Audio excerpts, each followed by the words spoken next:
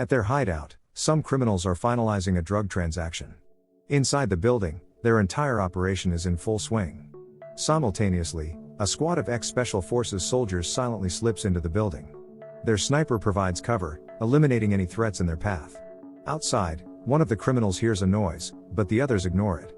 One tries to contact his crew by radio but gets no answer. Recognizing danger, they decide to leave, but the power suddenly goes out. The soldiers trap the last remaining criminal and demand he recognize someone in a picture. He denies knowing anything, so they execute him. With no opposition left, the soldiers seize the money and drugs.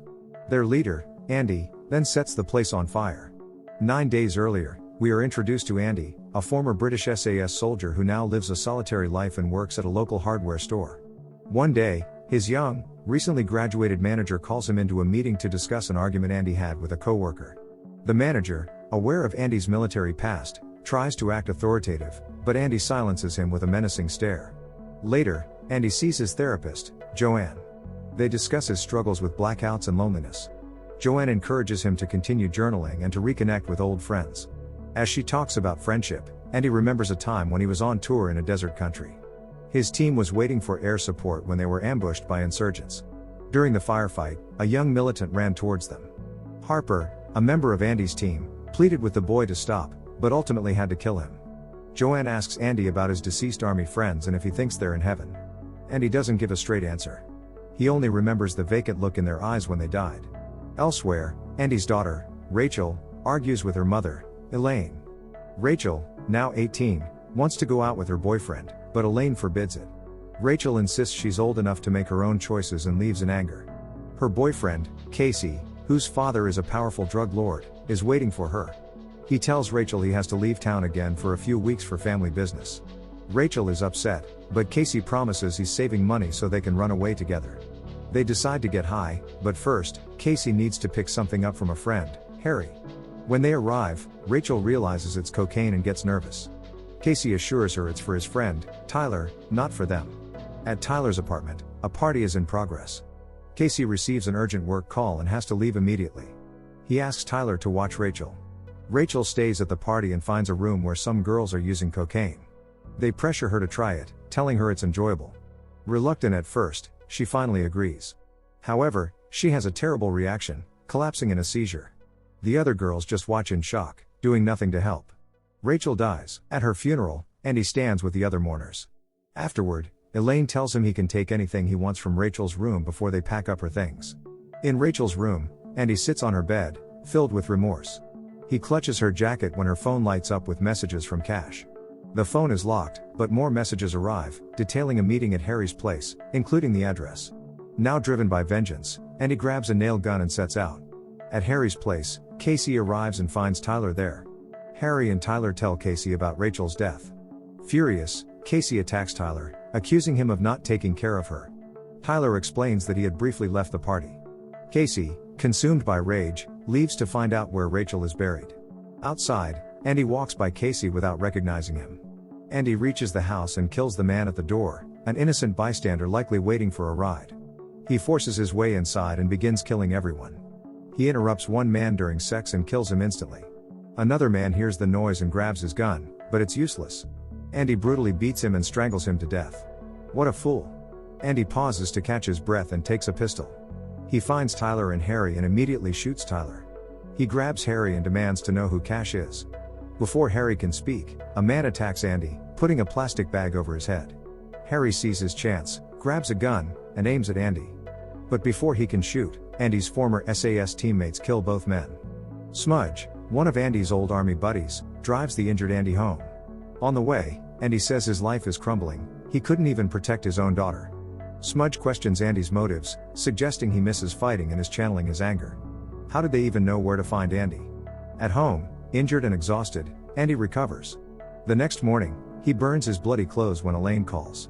She realizes he took Rachel's phone and, understanding his nature, suggests he should let it go. Andy asks Elaine for Rachel's phone password, saying he just wants to see her photos. Elaine reluctantly gives it to him, asking him to be careful. Andy unlocks the phone and sees a picture of Casey. He immediately remembers passing him the previous night. He knows what he has to do next. Casey is in a convenience store when some thugs come in. They notice his watch and start bothering him. He ignores them and leaves, but they follow him. Casey, unable to let it go, confronts them in an alley. He pulls out a knife, ready to fight, when a car suddenly arrives. A woman, Ava, gets out, points a gun at the thugs, and tells Casey to get in. Ava works for Casey's father, Lucian, a powerful drug lord. As they drive, she tells Casey not to blame himself for Rachel's death. It wasn't his fault. The drugs Rachel used belonged to Lucian, but they were contaminated. Someone is trying to sabotage them. Andy visits his therapist, Joanne. She asks him why he joined the army. He was young and naive, believing he could make a positive impact. But all he experienced was constant loss. Later, he meets his old army friends at a bar. He tells them about Rachel's phone and his plan to find those responsible. Smudge warns him that after his last attack, people will be looking for him, and he'll need weapons. Harper drives Andy to a hotel to meet an arms dealer, Leon. Andy gets a powerful rifle. Leon recognizes Andy. He knows Andy was behind the downtown killings and warns him he's gotten himself into serious trouble. After Andy leaves, Leon tries to call someone named Kalen. But before he can, Andy returns. He shoots Leon in the leg with his rifle. He then holds a knife to Leon's chest, demanding to know who Kalen is. Before Leon can answer, a man breaks into the room, but Harper shoots him dead before he can react. Andy stays with Leon while Harper questions him to get information. Ava and Casey are parked near a store, ready for a regular delivery.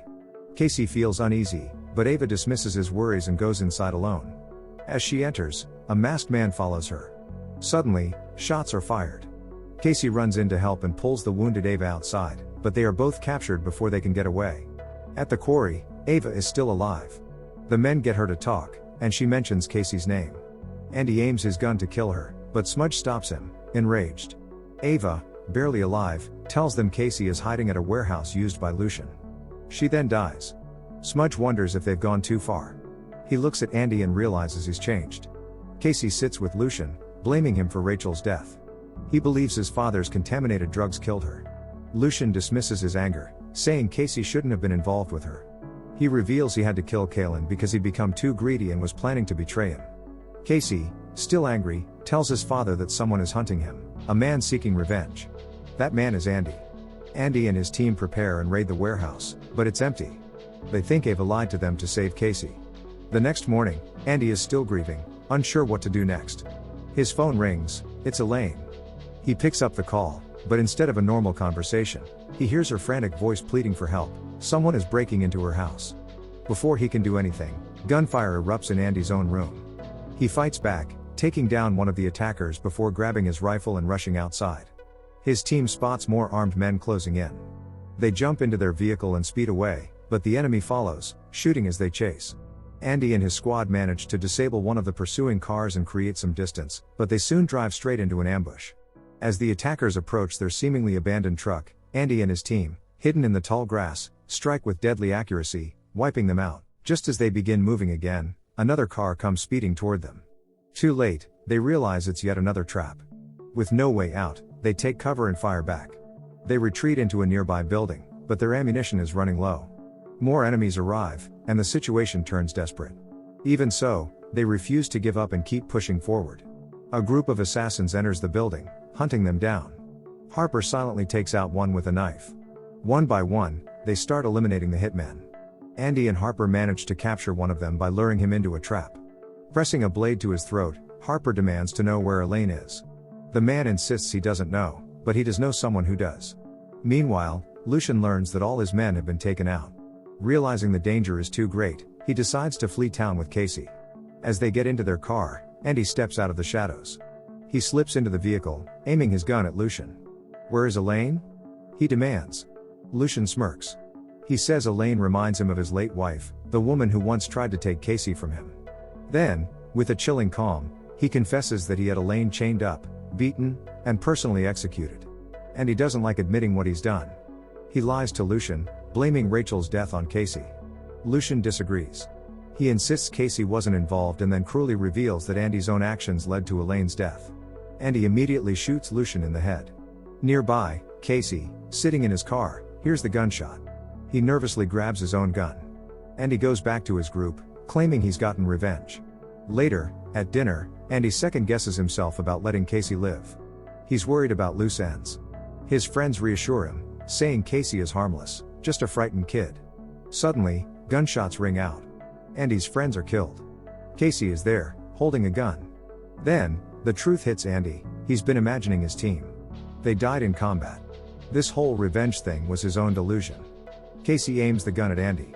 Andy doesn't move. He just stares at the gun, accepting his death. Casey shoots him in the stomach. Andy falls over in the diner, and Casey leaves him to die. Don't forget to subscribe and turn on the notification bell if you want to watch more videos like this. Thanks and see you again soon. Take care.